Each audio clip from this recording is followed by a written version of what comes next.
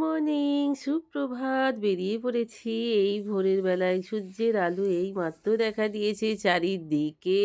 রাস্তাঘাটে কোথাও লোকজন নেই। ২-১টা যদিও দেখা যাচ্ছে ওই বাচ্চা-কাচ্চা ফুল কালেকশনে বেরিয়েছে। যেহেতু আজ শুভরাত্রি, সেই সঙ্গে জানাই আজকে বাঙালির একটা শ্রেষ্ঠ পরব শিবরাত্রি। তো সকলকে প্রীতি ভালোবাসা এবং অনেক অনেক শুভেচ্ছা জানিয়ে আজকের ভিডিওটা এইখান থেকেই শুরু করে দিলাম। পূবের আকাশ লাল হয়ে গেছে, দিঘির জলও লাল, সূর্যদেব দেখা দিয়ে দিয়েছেন। আর এদিকে বরফের মতো সেই যেমন কুয়াশা এবং শিশিরে ঢাকা জমি। তো যাই হোক, হাঁটতে বেরিয়ে পড়েছি আজকে অনেক সকাল সকাল মর্নিং ওয়ার্কে বেরিয়ে পড়েছি। ওই দেখুন ২-১টা ছোলা ছিটকা দেখা যাচ্ছে ফুল কালেকশনে। আর এখানে আমার বাবা গৃহরাজের মন্দির আছে। আমি প্রত্যেকদিনই এসে এইখানে মর্নিং ওয়াক করতে এসে মাথা ঠেকাই বাবার গৃহরাজের কাছে। আর সেই সঙ্গেই রাস্তায় বেরিয়ে হাঁটতে হাঁটতে দেখলাম দুটো শালিক। এই দুটো শালিকের কথা তো আপনারা জানেনই, সকালবেলা দেখা কত শুভ। এদিকে বোরো ধান বেশ সুন্দর লড় করে বাড়তে শুরু করে দিয়েছে, সবুজে সবুজ, যতদিক চোখ যায় ততদিক। আর সেই সঙ্গেই বাড়ির কাছে যে মন্দির আছে শিব মন্দির বাবা ভোলা মহেশ্বরের, মন্দিরটা কেমন সাজিয়েছে ফাঁকা রাস্তা, তাই একটু দেখতে চলে এলাম। খুব সুন্দরই সাজিয়েছে, যদিও এরকম ডেকোরেশন অনেক জায়গায় দেখেছি সাজানো, তাহলেও এখানে সুন্দর লাগছে দেখতে। এইটা এইভাবে সাজানো হয়েছে। আর ভীষণই ভালো লাগছে, মন্দিরের গায়ে কালার করে লেখা রয়েছে ওম। আরও ভালো লাগছে। আর সেই সঙ্গে আমার কালু এখানে আমার সঙ্গে সঙ্গেই ঘুরে ঘুরে বেড়াচ্ছে এবং বাড়িতে ঢুকে পড়েছি মর্নিং ওয়াক করে এসেই ঝাঁটা হাতে ধরে ফেললাম, যেহেতু বাসি কাজ এবার শুরু করে দেব। তো কেউ এখনও ওটিতে, ঘড়িতে বাজে এখন ৫টা, ৫:৩০ বা ৫টা ৩৫-৪০ হবে হয়তো। চলুন এবার বাসি কাজটা সেরে ফেলি। বাসি কাজটা সেরে ফেলেই এবার রান্না-বান্নার কাজে বতী হই। বাবি বাচ্চু দুজনাই অফিস যাবে। উপোস বলছিলাম, কারণ বাবি যেহেতু আজকে উপোস করেছে, উপোস করলেও ছুটি কিন্তু ওর নেই, ওকে অফিস যেতেই হবে। কোনো অজুহাতে ওনারা শোনেননি, যেতেই হবে। যাই হোক, এইসব সবজি কালকে ৩ রকমের সবজি, একটা ফুলকপি, একটু ভেন্ডি আর একটু গাজর, এটা নিয়ে চলে এসেছি। গাজরটা আমার বাড়িতে সবসময় সারা বছরই খুবই দরকার লাগে। গাজর একটু থাকলে অনেক কিছুতে দেওয়া যায়, তাই জন্য এই সবজিটা নিয়ে আসে। আজকে ভাবছি একটু ফুলকপির তরকারি আর একটু পাট শাকের ভাজা করে ঝোল ঝাল করে নামিয়ে রেখে দেবো। পাট শাকটা অবশ্যই আমি একটু জোয়ান ফোড়ন দিয়ে করবো, আর ফুলকপিটা করবো একটু হিং ফোড়ন দিয়ে।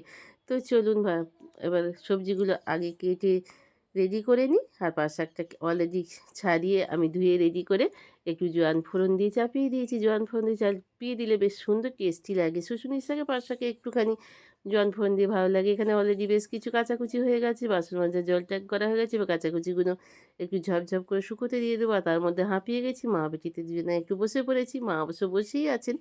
তো এবার চলুন এবার জামা কাপড়গুলো একটু শুকোতে দিয়ে দিই ঝপঝপ করে। তারপরে নাহলে আবার কখন রোদ আসেন, কখন আবার সূর্য দেবতা চোখ বুজে ফেলবেন, কখনই আকাশ কাঁপিয়ে ঝাঁপিয়ে বৃষ্টি চলে আসবেন। তো ওনার তো মর্জি সবই, তা ওনার মর্জির খেয়াল খুশিতে আমাদের সেইভাবেই চলতে হয়। চলুন জামা কাপড় কেচে কুচে নিয়ে মা এখানে বসে আছে, আমি নানান কাজে বতী হয়ে গেলাম। এইবার সব ডাইনিংটাকে সরিয়ে দিয়েছি। এবার ঝাঁটপালা দিয়ে বেশ করে একটু ঝুল ঝাল ঝেড়ে নিয়ে, কারণ বাড়িতে একটা অনুষ্ঠান হওয়ার কথা আছে। যদি ওনারা আসেন জানতে পারবো কাল পরশু করে, তখন আপনাদের অবশ্যই জানাবো। তো চলুন এবার একটু মোছামুছি শুরু করে দিলাম। অবশ্যই একটু ফিনাইল না দিলে হয় না।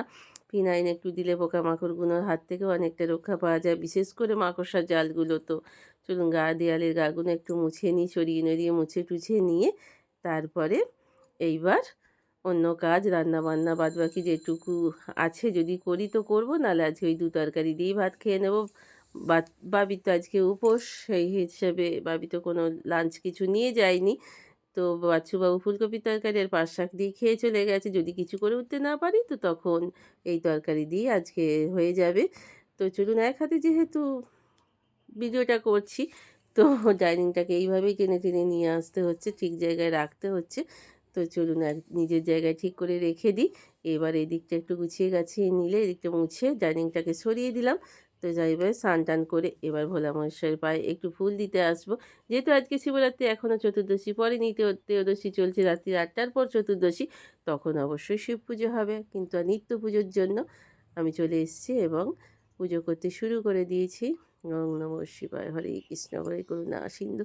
এই করতে করতে লাঞ্চ টাইম হয়ে গেল। ফুলকপির তরকারি এবং পাট শাক ভাজাটা আপনাদের দেখিয়ে দিলাম। বাছুর পাতে যে ভাতটা আছে ওটাই তো আমার শ্রেষ্ঠ খাওয়া।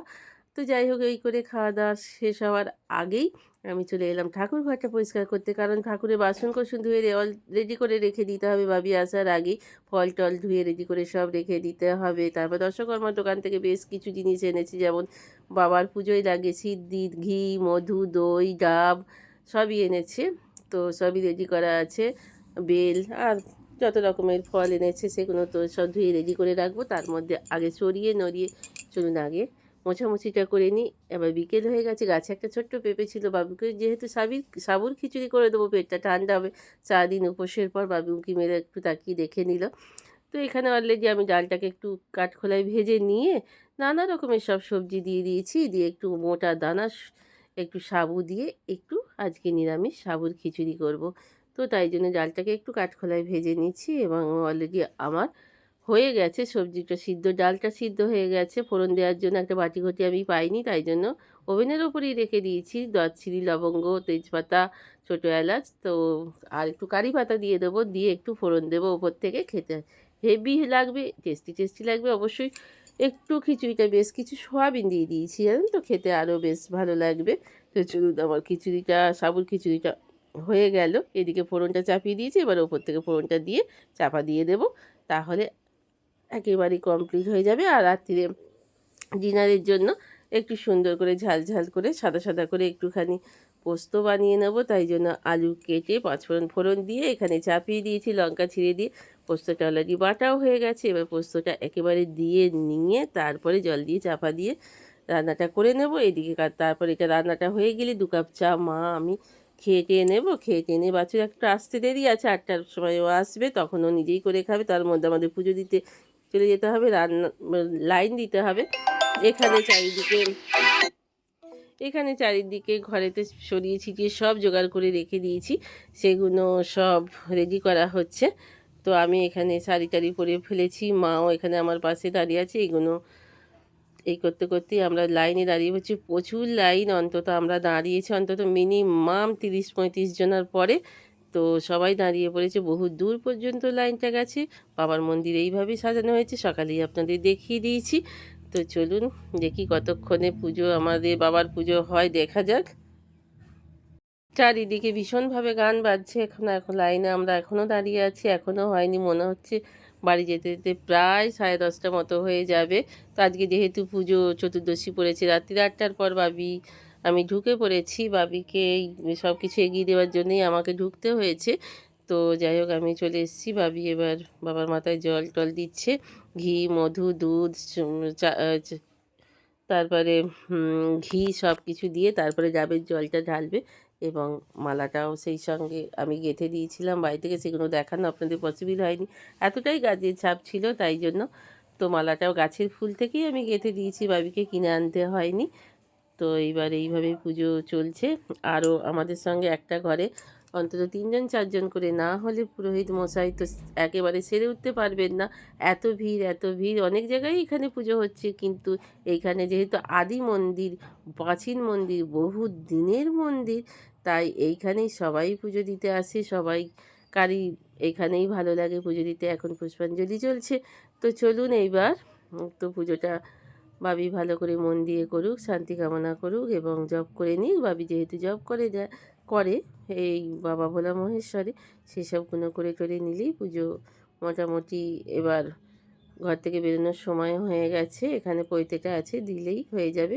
সেই সঙ্গে আমি বাড়ি চলে এসেছি, খাওয়া দাওয়া কমপ্লিট হয়ে গেছে। ঘড়িতে এখন বাজে প্রায় 11টা। তো চলুন এবার গুছিয়ে গেছে, এখানে ঠাকুরের প্রসাদের ক্যারিটা ছিল ফেলে দিই। সেই সঙ্গে আজকের মতো বিদায় নেবার পালা। কাল আবার আসছে একটা নতুন ব্লগ নিয়ে। যদি ভালো লেগে থাকে একটা লাইক কমেন্ট করে দেবেন, ইচ্ছা হলে সাবস্ক্রাইব করে শ্রাবণীর MS ব্লগের পাশে থাকবেন। ভালো থাকবেন, সুস্থ থাকবেন, অল টাইম হাসি খুশি থাকবেন। তো আজকের মতো শেষ করলাম, গুড নাইট।